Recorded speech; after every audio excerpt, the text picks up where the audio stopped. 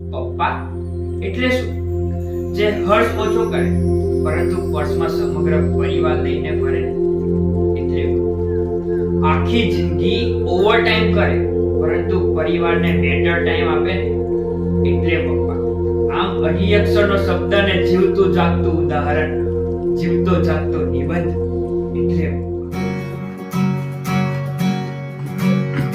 કોઈને જ્યારથી તારા સિવાય કશું જોવાના માંગે મન, યાદોમાં તારી રાખે છે વેરણ, સુને લાગે જીવન.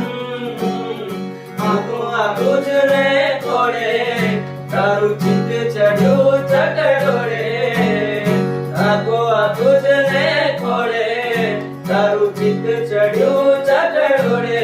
બાપા પગલી ને કીધી ચાલીને તારો હાથ, જીવને ડગલી તે રાખી છે મારી.